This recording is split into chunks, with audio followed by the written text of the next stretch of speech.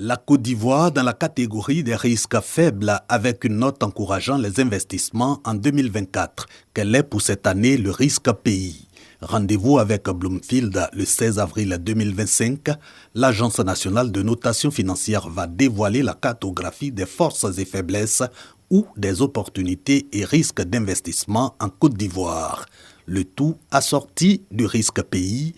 La note, somme toute, de 5 paramètres. L'environnement sociopolitique et sécuritaire, l'environnement des affaires, la performance macroéconomique, la gestion des finances publiques et le financement de l'économie. Quand je parle de financement de l'économie, je parle du système financier en Côte d'Ivoire. Plateforme d'information sur les secteurs économiques nationaux, la conférence Risque Pays offre un cadre de discussion entre secteurs publics et privés et aide à la décision.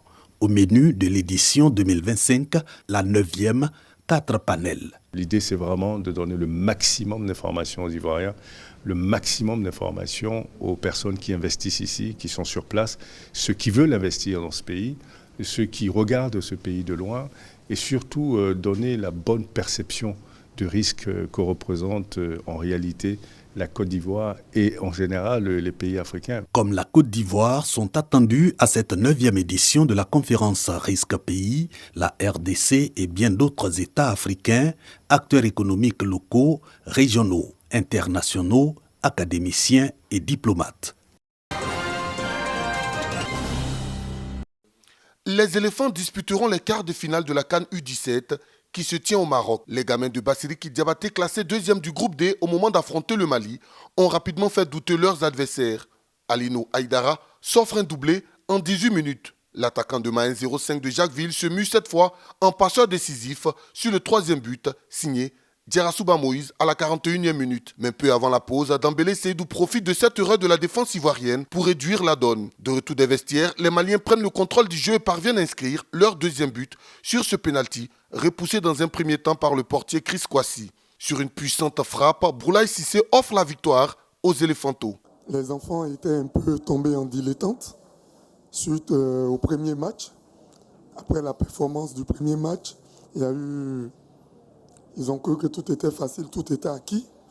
Voilà, cette piqûre reçue face à l'Angola a fait mal. Et du coup, tout le monde s'est remobilisé. Tout le monde s'est remis à l'endroit avec une très bonne dose de concentration.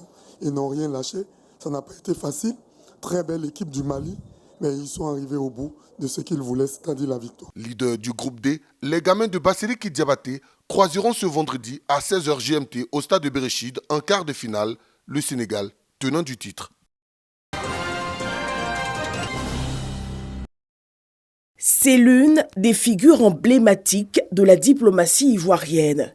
Amara Essi, né en 1943, débute sa carrière à l'âge de 27 ans au Brésil, en qualité de premier conseiller de l'ambassade de Côte d'Ivoire en 1971. En fonction plus tard à la mission permanente de la Côte d'Ivoire auprès des Nations Unies, sa passion pour la diplomatie onusienne explose.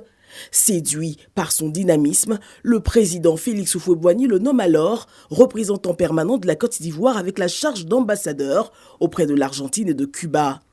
C'est Amara Essi qui, en 1989, réussit à faire élire la Côte d'Ivoire en qualité de membre non permanent du Conseil de sécurité de l'ONU, dont il assure la présidence le 1er janvier 1990. Amara Essi a également marqué l'histoire internationale en présidant la 49e session de l'Assemblée générale de l'ONU.